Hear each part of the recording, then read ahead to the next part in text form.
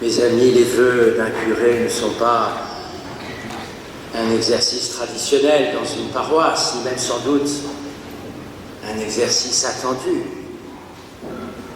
Mais nous sommes quelques pasteurs, et je m'unis notamment à Monseigneur Macaire, évêque de Fort-de-France, pour nous poser ensemble une question toute simple, mais importante. Est-ce qu'il est bon de se souhaiter une bonne année, quand nous pouvons imaginer ou craindre que l'année ne sera pas bonne,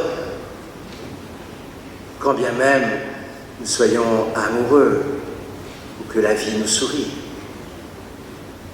Si il n'y a pas dans notre pays, mais d'une certaine manière aussi au sein de notre communauté paroissiale,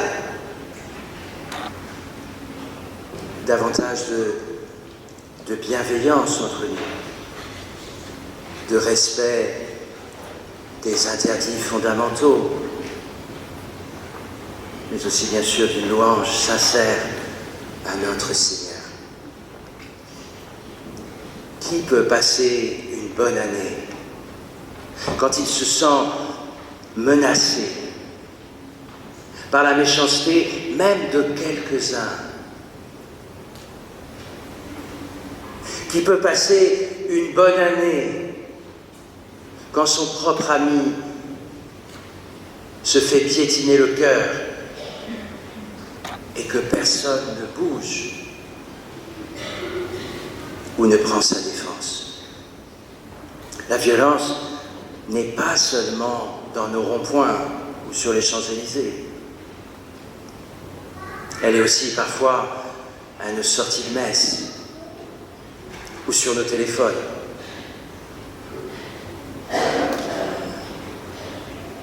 Alors la méchanceté n'est pas qu'un mot de bac à sable, réservé pour les enfants en culotte courte, que le père et la mère invitent à ne pas être méchants. La méchanceté est une arme que trop souvent, nous les grands,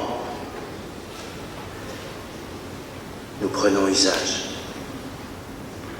Et nous devons nous rappeler, le Seigneur nous rappelle que la méchanceté tue, certes à petit feu, mais tue véritablement la paix de nos familles, la joie dans nos quartiers.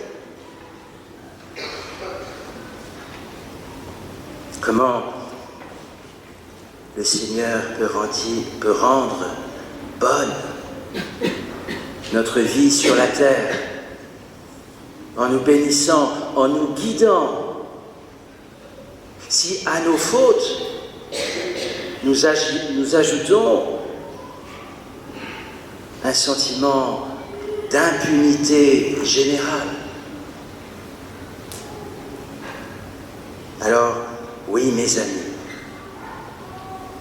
soyons bons et soyons justes, même s'il nous faut pour cela du courage, parfois beaucoup de courage.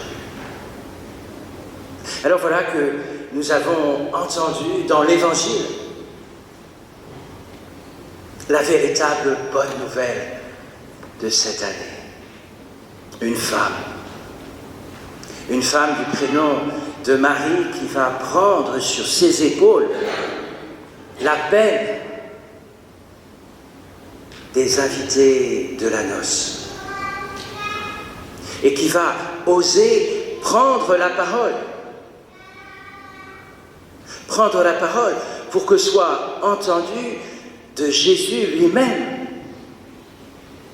Ils n'ont plus de vin. Ils n'ont plus de vin, ça veut dire tout simplement, ils n'ont plus de joie.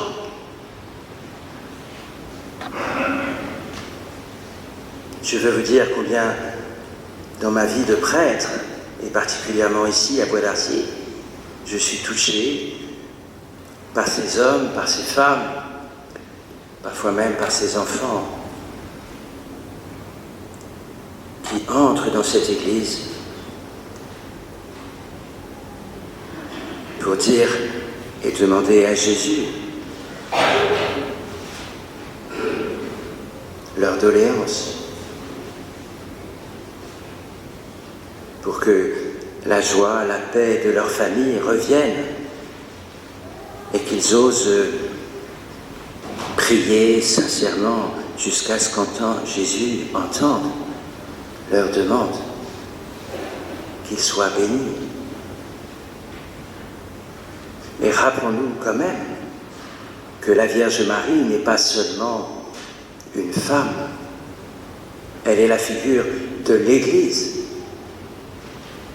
Et si ce n'est pas toute l'Église qui se tourne vers Jésus pour lui demander de nous redonner la joie et la paix dans nos familles et dans notre pays, et pas seulement un pape, un évêque, quelques pasteurs, ou quelques hommes et femmes de bonne volonté. Nous l'avons bien entendu, Jésus peut changer le cœur d'un méchant comme il a pu changer l'eau plate en un vin d'allégresse.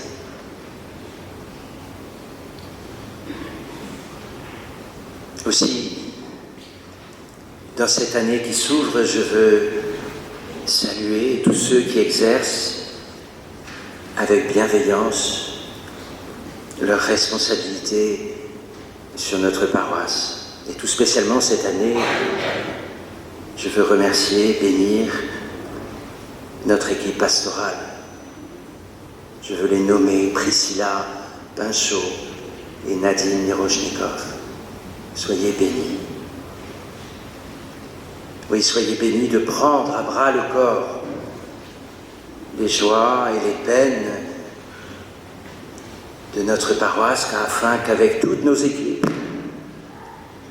soit célébrée et annoncée la bonté de Jésus à nos familles de Bois-Larcy.